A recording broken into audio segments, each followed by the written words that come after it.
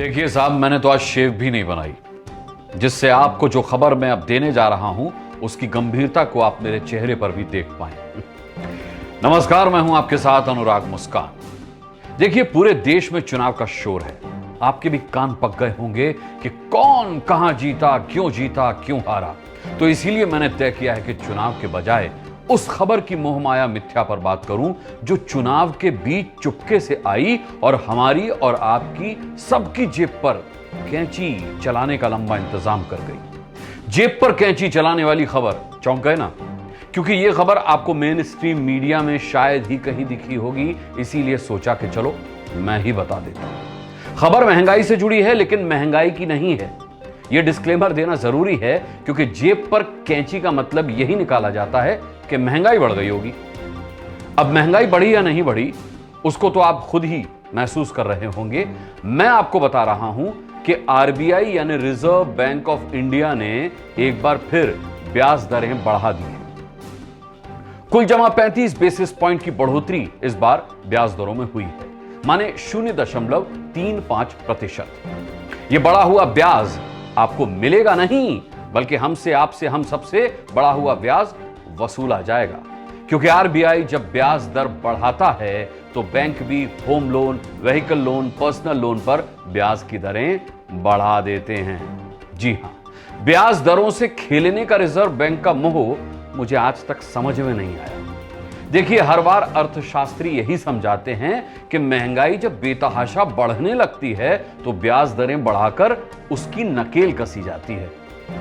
अब समझ में नहीं आता कि जब खाने पीने का सामान पहले ही महंगा है तो होम लोन की ईएमआई बढ़ा करके रिजर्व बैंक हमको महंगाई से राहत देने का ढिंढोरा क्यों पीटने लगता है। एक बार एक ज्ञानी अर्थशास्त्री ने समझाया था कि रिजर्व बैंक के अफसर लोग एसी बिल्डिंग में बैठकर जब महंगाई बढ़ने की वजह खंगालते हैं तो उनको यह लगता है कि लोगों की जेब में पैसा बहुत आ गया है, इसीलिए अनाप शनाप वो शॉपिंग करने लगे हैं। जब शॉपिंग ज्यादा होती है और माल का प्रोडक्शन कम होता है तो कंपनियां जो हैं वो दाम बढ़ा देती हैं और महंगाई आ जाती है।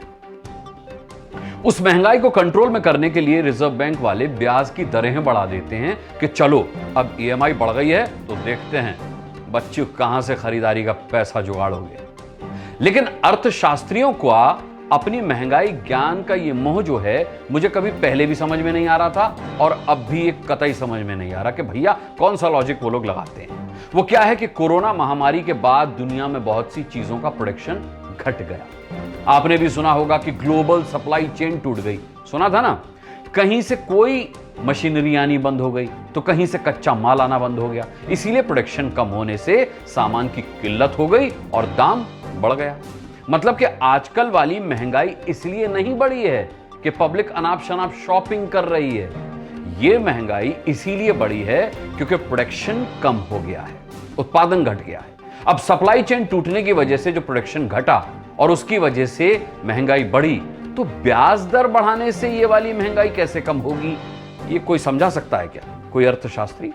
मुझे लगता है कि यह सब आरबीआई की माया है। वो महंगाई कम करने के लिए प्रोडक्शन बढ़ाने के बजाय हम लोगों की शॉपिंग करने की क्षमता घटाने में जुटी है और हम लोग इसी माया में फंसे हैं कि महंगाई रोकने के लिए उसने एड़ी से चोटी का जोर लगा दिया है।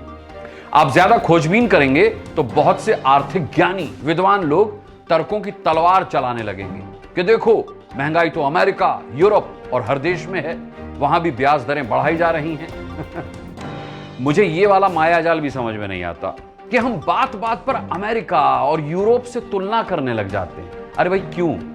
कभी सोचा है कि अमेरिका और यूरोप में लोगों की औसत आमदनी कितनी है?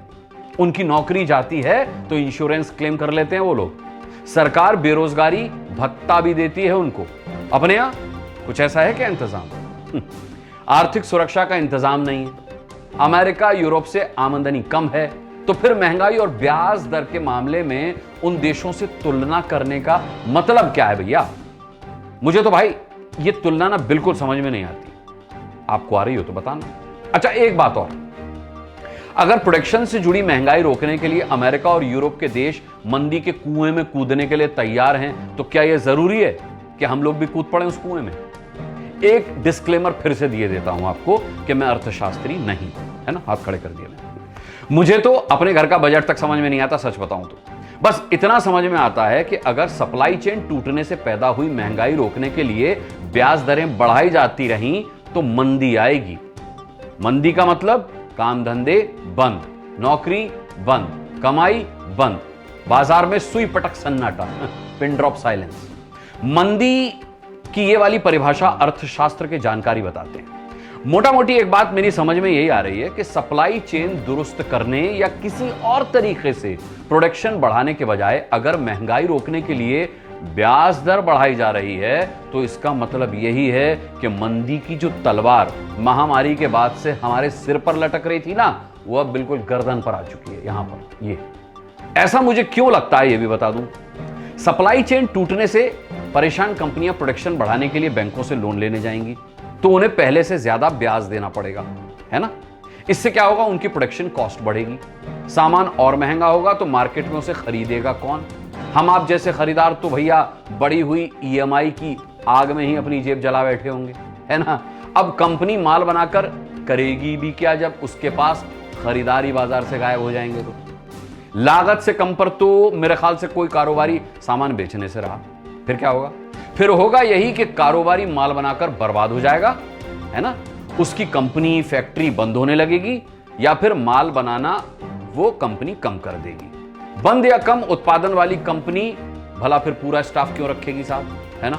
तो शुरू हो जाएगी छटनी। ये लो पिंक स्लिप, महीने 2 महीने का नोटिस पीरियड का पैसा और बेरोजगार होकर निकल लो सड़क पर फिर से जूते घिसने के लिए। महंगाई और बढ़ती ब्याज दरों के इस माया जाल पर कोई मायावी काल्पनिक कहानी नहीं सुना रहा मैं आपको साहब। यह हकीकत है, रियलिटी है।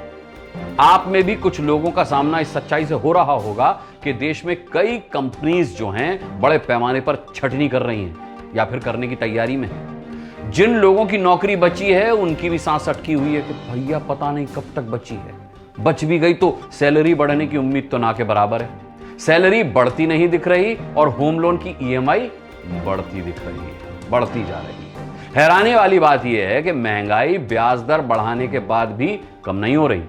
और इससे भी ज्यादा हैरानी वाली बात यह है कि आरबीआई से लेकर हम आप सब लोग इसी मिथ्या उम्मीद में जिए जा रहे हैं कि ब्याज दर बढ़ाने से महंगाई जो है वो कम हो जाएगी।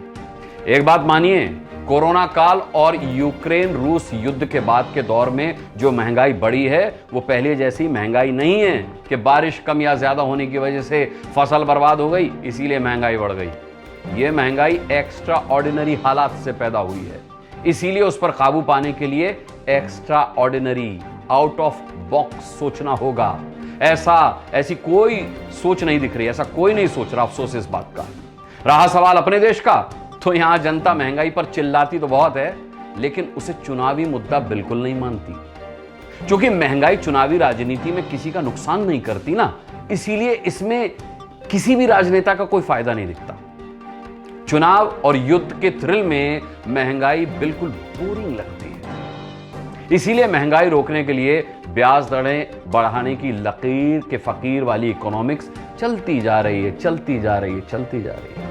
मुझे तो भैया यही सत्य ज्ञान मिला है, बाकी सब मोह है, सब माया है, सब मिथ्या है। यह खबर कहीं देखी आपने? नहीं देखी, कोई दिखाएगा भी नहीं, लेकिन हम है ना, हम दिखाएंगे, हम बताएंगे आपको। यह बुलेटिन, ये एपिसोड कैसा लगा जरूर बताइएगा कमेंट बॉक्स में। चैनल को सब्सक्राइब कीजिए, लाइक कीजिए, बेल आइकन प्रेस कीजिए। अपना बहुत बहुत ख्याल रखिएगा। बहुत जल्द फिर मुलाकात होती है, तब तक के लिए इजाजत दीजिए। नमस्कार।